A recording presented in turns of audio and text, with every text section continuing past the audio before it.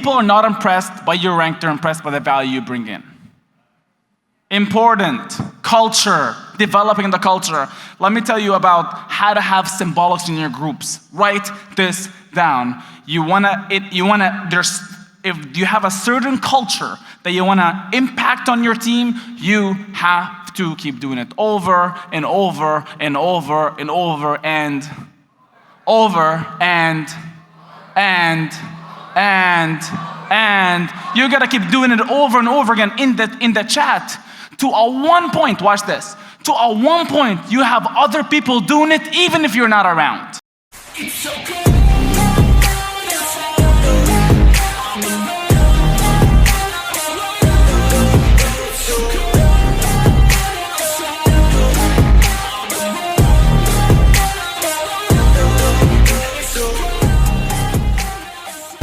Would you guys please put your hands together for my brother, Rakan Khalifa? Rest in peace, Lil Key. Fuck the pigeon hole. I'm a different mode. I'ma have to make a pain of 6 on a pinky toe. Heard you were shooting back. Hi, Genius, what's up? Check. Y'all good? Okay, let's have a seat. We have a training today. Let's go. Am I able to brag today? Are we able to brag a little bit? Because we're going to talk about developing culture, and I think we're a little bit good at that. Can we all agree? Now look, I believe it stems from a good company and a good culture from up top, and it goes down to the teams, right? There's a lot of teams here, and I love the team thing, I love the culture thing, but I'm always an hygienist guy. Are we all not? I'm just an hygienist guy. Teams are cool, but I'm just a guy. So today we're gonna train in a very different way. See, in the past couple months, I've been obsessed with history. Anybody obsessed with history?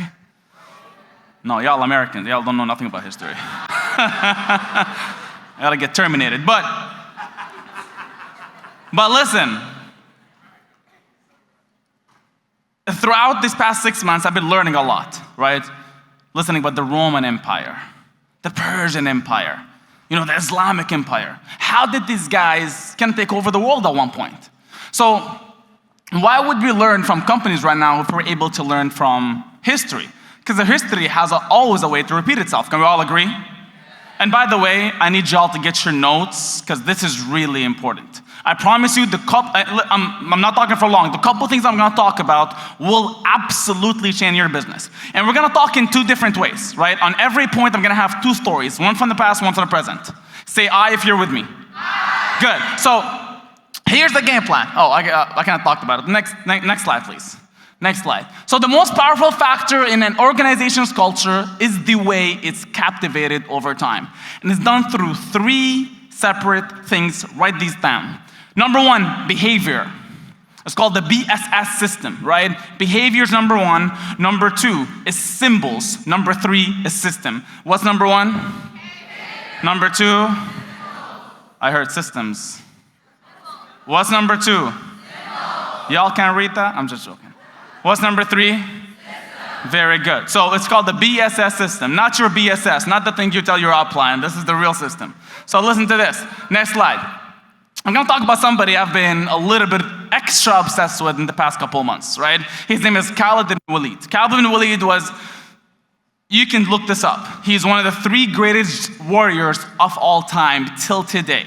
This guy, listen to this. This is crazy. This guy, he was named God's sword. In Arabic, Sayfullah al-Maslul. God's sword of how creative he was in warfare, how extreme he was creating a capture. And I'm gonna share a couple of stories about Khalid bin Walid, but one of the things that excited me about his behavior is he was an all-in person. Can we say all-in? All-in person. And for you to develop a culture, you have to be all-in. Now, he understood that culture comes over time. Culture comes over what? Culture comes over what? So if culture comes over time, he knew how to start with that. I was talking okay, let me cut my training off a little bit. Can I just drop a note quick? There's a lot of people there are a lot of leaders. This is a behavior, by the way. It's not, actually it's a part of my training. This is a behavior, watch this. There's a lot of leaders that have higher ranks that gave up their spot for their downlines to be on stage. Can we give them a shout out, please? Just to let you know, not all the leaders are speaking today. There are some leaders said, I want to get my downline speaking because I want to put the shine on them because I don't care for fame. Now that's behavior, my friend. That's right behavior. That's how you develop a what culture? A successful culture. A culture that you're not always on the spotlight. You're not always the it factor. Your organization will run with you or without you. That's success. See, my biggest point in business, my biggest mistake in business is in the beginning, I wanted to be the it factor. I wanted to be the guy on stage. I wanted to be the person. I've always wanted to be the person. And I never made money like that. You know when I started making money? When other people became the it factor on my team. Straight up. So let's get back to Khalid bin Walid. One of the warfares he was shooting, he was fighting a big army, right? And a lot of people doubted his abilities, but he's a very genius when it comes to things. So he gathered his leaders, right? And he wanted, and I love what Alex is talking about, Maxime was talking about, leading by example. Leading by example. So that's a behavior of a leader, right? So he gave them the expected behavior. Look, some people are afraid of me. I know this. Some people think I'm extreme. I know this. Maybe I'm wrong, maybe I'm right, but I know one thing for sure. If you don't stand for anything, you'll fall for nothing. That's culture, right? Where does the word culture come from? Cult. What are the biggest cultures in the world today? Who knows? Religion, right? There's some Christians, some Muslims, some Jewish people, right? Mind you, all the prophets that all these religions had, they were 1,500 years ago, 2,000 years ago. Y'all know it's 2022 because y'all know when the count started, or y'all don't know? Some of you guys, this is how you know Americans, man. Education system sucks. But anyway, thank God with iGenius, man. We're learning about money, but y'all need to learn about history a little bit. 2022, because that's, anyway, y'all go Google this. My point is that how can something that got cultured 2,000 years ago still running till today? It's because it was based on expected behavior. This is what's expected of you. And by the way, you don't have to speak it. No. You should have to show this, right? So you show behavior. Let me tell you a quick story about something of expected behavior. I wasn't new in business. I like this. I'm gonna be good. I was new in business. And Kane had an event, right? And this event, not a big event, but I messaged Kane. He didn't know who the F I was, right? I'm like, who's this kid messaging me? It's fine. Messaging him like, hey bro, I want to have my picture on the flyer of the event. And they already had 3 top leaders from his team on the flyer. I'm like, I want to be able to participate in this. He's like, well, first of all, I don't know you. Second of all, you're no rank, but fill up the room and no problem, no questions. I'll take out the leaders. Now watch what happened. I will never forget it. It was in December. I'm excited. I set a goal for myself. The room fit 70 people maybe. I said I'm gonna have 50 people and he cannot say no to me. He ain't saying no to me. So I go and invite. I'm inviting. I ended up having 42 people at the event. Cool number, right? 42 people at the event, majority of the event. Kane just looks at, there are 2, I'll never forget them, 2 leaders. He looks at them, he's like, y'all not speaking today, Rakan is speaking today. What expectation does that set? Excellence expectation. If you're not working, no ego, I don't care about your rank, but that's an expected behavior. Here's another story. I was going to a mosque, right? And I'm friends with everybody, and I know all the big dogs. So there was one point they have a special parking, for someone they call the sheikh, which is like the priest. Special parking for the members and stuff. So one time the sheikh comes up, and he's like, we are gonna do some, they're gonna fix up the roads, and we're not gonna have any of the members park. Although the members, their part is not getting fixed. It's cool. It's good to go. And he told every single member, you should be parking with everybody else. Why did he do that? Because he wanted to set the right expectation. That's culture. He's like, how are you different than somebody else? Everybody's coming here to pray, so you gotta do the same thing with events. So try to keep in mind, there's not always something that you have to do to make somebody feel special, especially when they're a rank. Has nothing to do with anything. You promote people that are in the game. You promote people that are producing. You talk to these people. You give them more attention because that's what's expected from you. So it starts with you as a leader, and then then duplicating that to all the leaders that you have. What you allow your leaders, you allow the team. How many of y'all have seen, maybe in other companies, that leaders allow their leaders to do something and then tell their downlines to do something else? Let me repeat that one more time because I said that fast. How many of you have seen in a situation, maybe in a company, that a leader is allowing their leaders to do something but not allowing their team to do something? I've seen that happen a lot, right? I used to work at a corporate job. It happened a lot. The manager used to do something and then telling us not to do it. I'm like, dog, didn't you just... But I can't argue because he's my what? My manager, right? Well, we don't have managers here. It's a different game. You're running a volunteer army, so you got to make sure you're doing that. So nobody can have special treatments. Next slide, please. So symbols. What's symbolic about your business? I love what Alex has with OBG. Can you tell they're symbolic a little bit? You can tell. You can tell they're running for the culture. You can run. iGenius members, we're very, and we'll talk about war in a little bit. Listen, it's important to have symbols in your business. I'll tell you guys a story about a symbol. I remember I had a leader reach out to me. He's another six-figure earner from another company. He calls me, he's like, so what do you do to make sure the culture is going? I'm like, there's a symbol. It's symbolic, right? Very symbolic. When you come into our team, there's some type of expectation. And you know the symbol. By the way, symbols, you can feel it. You can tell when somebody's from another company. Can we all agree? Like you can tell, no, I'm not gonna go too far. Like you can tell sometimes somebody's from this group. That's cool. I was gonna talk about like competitions, right? But we don't have competition, so I'm gonna watch it. You can tell somebody from a company. It's like, yo, you're with them, aren't you? Ugh. But no, go back a little bit. So what's important to you? What's not important to you? It's important in your symbols. People are not impressed by your rank, they're impressed by the value you bring in. Important. Culture, developing the culture. Let me tell you about how to have symbolics in your groups. Write this down. If you have a certain culture that you wanna impact on your team, you have to keep doing it over and over and over and over and over and you gotta keep doing it over and over again in the chat. To a one point, watch this. To a one point, you have other people doing it even if you're not around. Some of you guys are building but never check your chats.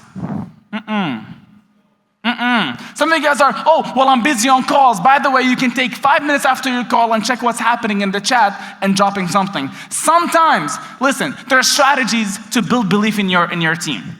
It's dropping success stories. It's reaching out to other success stories. It's having other people train the team. It's making sure everybody have a voice, has something to say in the chat.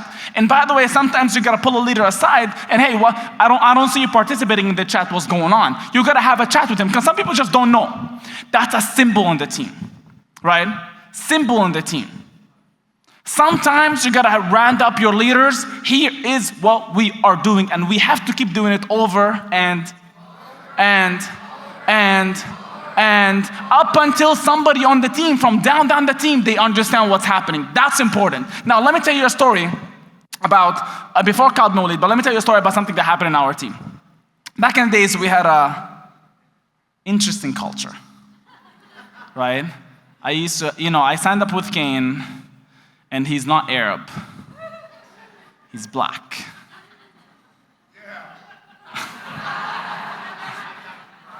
And because I was cool, right?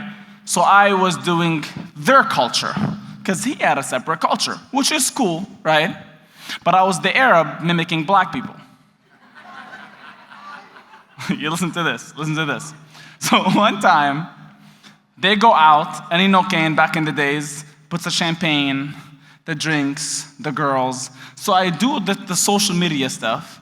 So my people message me like, since when do you drink? Actually, I don't. So I had a good friend of mine. He's like, bro, are you okay? Did they brainwash you?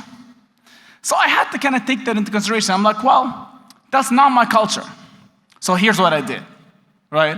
I'm like, Kane, I love what y'all doing, and I'm gonna keep repping your team. At that point, we had a team called T-Nut.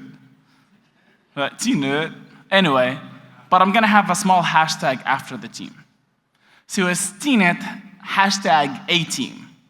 Now, what does A-Team mean? A strong team, right? A-Team, the first part. Nah, it was meant for Arabs. That is A-Team, Arab team. That's kind of how I was thinking in my mind. And that was, some of y'all didn't get the joke. You'll get it on the way home. But I knew my powers. I knew how to talk to my people. It was an easy game. I knew how to talk to my people, so I created the culture, right, that is, it doesn't conflict with my upline is doing, but it's running a separate culture here and making it tight, enforcing the culture. And that was kind of what happened. Let's go next slide, because this is important. Let's go back to Khalid bin Walid. Next slide, please. Let's go to Khalid bin Walid. Oh my God, I'm so impressed with this guy. So, Khalid bin Walid is a warrior, right? And I'll explain to you guys at the end why we're talking about warriors. And I think you should, it doesn't matter what religion is, you should look this guy up. There's one video, it's an hour and a half, talks about his life. It will teach you so many leadership lessons, more than anything you'll learn today, I promise. Promise you, right? You don't have to read all John C. Maxwell's book. You can read about history, people that actually lived through war. That's a whole different leadership. Anyway, back to my point. So Khalid bin Walid, at this point, the Islamic Empire is big, right? They're getting attention. For the first time, the Arabian Peninsula is run by, well, 80% of it is run by one person. Because back in days before Islam, it was all Bedouins. Y'all know what Bedouins is? Bedouins are people that live in the desert, pretty much. They live in the desert, they have their own rules, weird rules. It's like, you beat up my son, I kill you. They were wild, right? Very wild. And then Islam came in and kind of fixed that up. So, Khalid bin Walid, they at this point they were expanding, and then after Prophet Muhammad, passed away, there's another guy's name is Omar bin Khattab. He took over he was it's called, by the way, you know what they're called? The kings, you know what they're called? The Khalifas. Just saying, y'all. Anyway, moving on. So, the Khalifa told Khalid, I need you to go to the west, I need you to take care, and he just started taking over Iraq, right? At that point, Iraq. It wasn't run by us, it was run by the Roman Empire. The Roman Empire. Now, the Roman Empire has been civilized for thousands of years. Thousands, I tell you, right? And then on that border, it was half the Persian Empire and half the Roman Empire. Both, they had thousands of years of civilization. Both had armies of 150,000 people. Guess how many people Khalid bin Walid had? 15,000 people.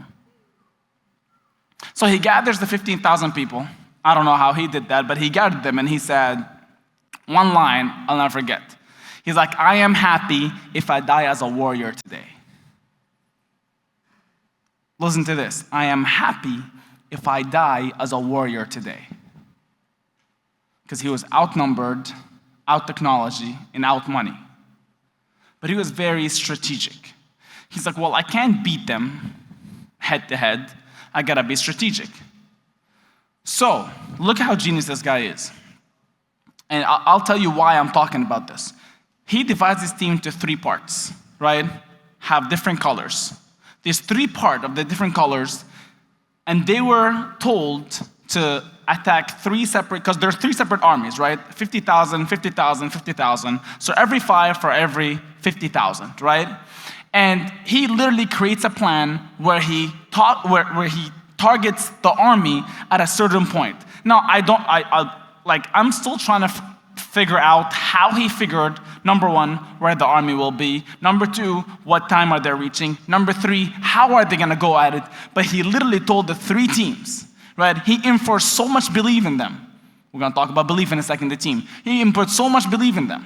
And he just led by example. He's like, I am happy if I die as a warrior today, and we're gonna do the same thing, because if we're gonna go head to head, we're not winning. There's no way 15,000 is beating $150,000, and there's no way that the Islamic Empire is beating two of the biggest empires in the world. Guess what happened? The first army, they literally go and they meet up with them at exactly where Khalid said. Right, and they attack them at night, and 5,000 takes over 50,000. And now the other team does the exact same thing, and the third team does the exact same thing. And that day, it took 1 year for Khalid bin Walid to take over Iraq, and it's taken the US government 8 years to do something in there. Just so y'all know, let me repeat that one more time. I know Americans don't like me, but listen. It took Khalid bin Walid to take Iraq in 1 year. The US government couldn't do it in 8 years. It's a different game. Anyway, so, next slide, please. Let's talk about systems. So we talk about, what was the first one? What was the first one? What was number two? Symbols. What's number three? Systems. I'll tell you guys something I used to do a long time ago. I still somewhat do it. I was talking to Lindsay. Where's Lindsay? I was talking to Lindsay outside, and I'm like, she's like, oh, well, I have a lot of customers, but I don't have a lot of builders. I'm like, here's a strategy I used to do. Who has a lot of customers and not many builders? Who has a lot of customers and not many builders? Two of you guys, very good. I'm guessing everybody has I think some of you guys are customers anyway. But anyway, so here's how you somewhat convert a customer to a builder. Because the only way I can build with you if I relate to you, can we all agree? The only way I started building iGenius is because I remember one day Jasmine calls me and he's like, hey, we're launching a new product. I'm like, what's this product? She's like, crypto. I don't even know what crypto is at that point. But I show up to an event, and I'll never forget this day. I show up to an event, and Kane was speaking. I kid you not, Kane did not understand what Bitcoin is, but he explained it so well. So well. We're going to launch this product. It's cryptocurrency. We're going to do signals. We're going to do this. And I'm like, yo, I like this. So anyway, after that, Jasmine comes up to me. He's like, Rakan, we're going to a shisha bar. I'm like, that's very racist of you, by the way, to invite me to a shisha bar. But of course, I can't say no to a shisha bar, so let's go. So we go to the shisha bar, and I'm sitting down, I'm minding my own business, right? I have my shisha, smoking it, I have my food. And then Kane jumps to sit beside me. He's like, hey, bro. Okay, what's up? He's like, you're the Good Life kid. I'm like, my name is Rakan. Nice to meet you. Good Life kid. Good Life is a gym, is one of the biggest gym chains in Canada, right? He's like, yeah, I used to work at Good Life. Had me right there. Had me right there. He's like, when I used to work at Good Life, I worked there for 1 week, and I discovered that I've made what your manager makes, I made it sitting at home here. That day, I decided to full on build iGenius, because I knew I could relate to somebody in that team. Sometimes it's one conversation, sometimes it's one talk. Some of you guys don't even talk to your customers. And we're all, listen, I'm not an angel, but you gotta work your way with it. So, the systems are a part of the culture. What's major stuff being highlighted? What's being highlighted in the chats? Is it all trading stuff, right? Is it all Forex? Is it all crypto? Because the culture will move with what you enforce. Is it a mix? See, the best culture that I've seen are the mixed cultures. Some people talking about binary, some people talking about crypto elite, some people talking about just crypto trading, some people talking about building the business. That's the best culture. The problem is with a lot of your chats, you should only focus on one thing. Now, what happens if you talk about crypto elite and they have 3 bad months? What happened to the chat? It goes dead, right? Because you set one culture. You gotta learn how to set multiple cultures. What are the major stuff being highlighted? How do you, okay, here, let's talk about this. How do you promote your ranks? See, I have something with my team where you hit IPA, I gotta get you a ring. That's what it is. I just have something in my mind. I've always wanted to get a ring. I just always wanted one. So I created one for me and one for my leaders. It's important, right? So you're celebrating the ranks and you're making it very important. By the way, what's the most important rank in iGenius? Let me sleep real quick. Y'all really don't know. I heard 3 people say it. Y'all don't know. What's the most important rank in iGenius? It's the core rank. Why is it the most important rank? It's because the average person can get it. The average person that signs up, they're not going to be like, oh, well, I want to go. They'll probably tell you, I want to go platinum ambassador, but I promise you, you focus on one thing and one thing only, and you know how to track it. Culture alert, track it. Culture alert, what I got to do? Again, I got to learn how to track my numbers, right? Now, I know sometimes it's hard in the back office. That's why I bother Christians so much. But you can go and literally figure out how many core ranks are you popping every single week. I literally have a paper on my desk every month how many core ranks I have in my entire organization. And I'll figure out whether my team is growing or dying based on how many core ranks we have. Can you all believe this? Hence why we're always growing. So it's important what's being had, how the ranks are being promoted. I've struggled with this for so long, right? How do I promote these ranks? How do I make sure we're not overdoing it? But how do I make sure we're not diminishing it? These are very important things that you gotta think about. Recognizing people, the one-on-ones, you gotta do the one-on-ones. I have a system, and I still do it to this day, where I go on a chat, let's say it's a customer chat, and I call 3 people a day. Write this down, call 3 people a day.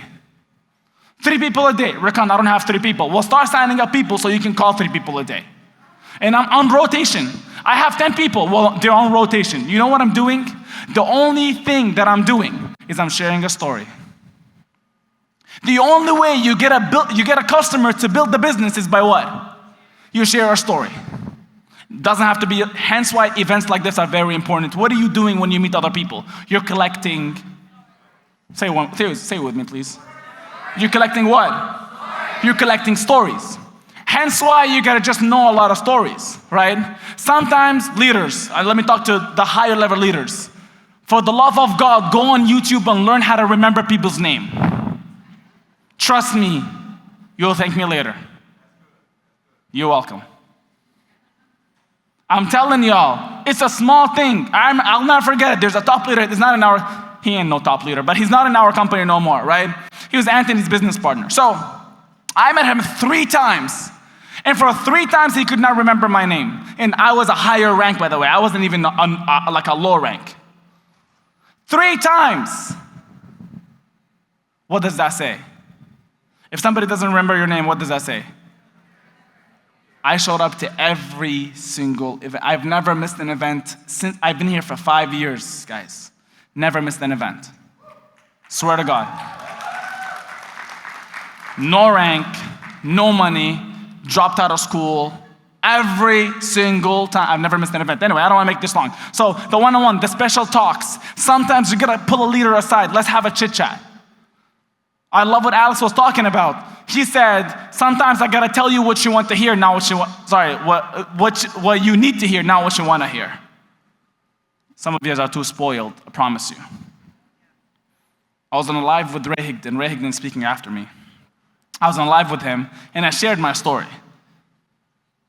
But he figured that my story couldn't relate to a lot of people, and I hope he hears this. So he messages me after. He's like, hey, are you open? I'm like, bro, I'm not open. I'm wide open. I take criticism anywhere, anyhow, because I always want to get better. He's like, I think you should share your story this way. You're right. I should. And I was sharing my story from a very unrelatable point. And if I start my story from this way, I already had some feedback about it because I shared it the next day and people related to my story. Very important for you guys to be able to have the special talks with your leaders. Sometimes all it takes is one pull aside. Now it's hard for one person to do this. So this is why it's got to duplicate down in your teams, right? It's having that one call. Sometimes, yes, a one call with a leader doesn't change much. But I promise you, it ignites something in them. No matter how strong the leader is, sometimes they just need a call and you reignite everything in them. Right, I have a leader in the Middle East. He's a crown, right? A little wild, this kid. Younger kid, hits crown fast. We have actually 2 crowns in the Middle East. And, you know, my mistake that I've done is because he's so strong as a leader, I never asked him. I never, not that I didn't ask him, it's just I could have done a better job having a special talk with him, right? Because we're always talking about business. We never talked about personal stuff. And there's one time I was just bored, right? And we traveled together and we were just having a chat. And I noticed that his energy went from this to this, just from one talk. Have a special talk with your people. The understanding, right? The non-understanding. Some things you don't need to understand. Right? Not everybody that gives you an excuse, oh, I understand. No, I don't. Oh, I can't come to an event because blah, blah. I don't understand. So you're telling me you want to change your life, but you giving me an excuse? I don't understand that. Sometimes I understand you, sometimes I don't. And you have to let people know. Important how success is being celebrated, and the most important one is how problems are being handled. Can we all agree business is filled with problems? If you think you're not going to have problems, you live in La La Land. It does not exist. Get over it. Some of you guys really live in Cinderella land. Like, get over it. You're going to have issues. Do you know how many times me and Kane fought? Like, fought. Kane is my neighbor. I can just I don't fight, I send people to fight. But anyway, that's beside the story. That's the point. My point is that fights are good. To have, sometimes just a little friction, it's so good. It'll keep the team moving. Because if everybody's just happy all the time, it's not a real business. I want you guys to watch how Steve Jobs talked to his people. Yo, we'll quit first fucking day. Shit, I should have been quitting. I promise you, go watch, it's on YouTube. Go watch how Steve Jobs talked to his people. My Lord, you guys would quit in a minute. He was just in it because he was very big on the image of the company, on the culture of the company. You make a mistake, he will, I'm telling y'all. Anyway, let's go next slide, please. And this is why I told you guys, I bring up war a lot because guess what? We're always at war. Who believes they're at war right now? Listen, we're always at war. We're either war with ourselves. Anybody with a war with themselves? Anybody has, you're fighting inside. I fight demons sometimes. I swear to God, I'm fighting the person who in me. Because for you to grow, you gotta kill the person in you. For you to grow, you gotta kill the person in you. Sometimes we're fighting other companies. Oh, well, this company's gonna shut down. Give it a year, bro. What? I've been here for 5 years. Every single year, somebody tells me, yo, your company's about to shut down. I'm waiting for the day. Two things. One is that the company's gonna shut down, and number two is I'm gonna go to jail. I'm still waiting. Like a cop calls me and tells me I'm gonna go to jail. Anyway, and the last thing is with other people. Sometimes you're gonna have a fight, war with other people, and it's okay. But I wanna show you guys the next slide. This is what's important. Only way you can win this war is by winning. The reason why we're big, the reason why we're strong, the reason why we impact a lot of people is because we win. I don't like losing. I don't like losing. I don't like talking to losers. I love talking to winners, and I know you're in this room because you want to win. Let me repeat that one more time because y'all not excited because I'm winning. I don't know about y'all. I know 100%. I don't want to surround myself with losers. I surround myself with winners, and I know you're in this room because you want to win. So listen, I'll end with this, and it's very important. If you're here, I believe you're a warrior already. It's time to unleash the warrior right after this event. Now, let me give you all a small challenge before I leave. Small challenge. Who's not from Miami? Raise your hand. Very good. I challenge you to bring one person to the opportunity tomorrow at 10 a.m. Is it 9? What time is the opportunity tomorrow? Kane? 10 o'clock. Tomorrow the opportunity, you're doing the op. And y'all know how Kane is gonna speaking. It's gonna be good, right? I challenge you, one person, that's it. One person, bring tomorrow, because you are a what? Because you're what? Because you're what? I love you guys, thank you guys so much, and let's crush this.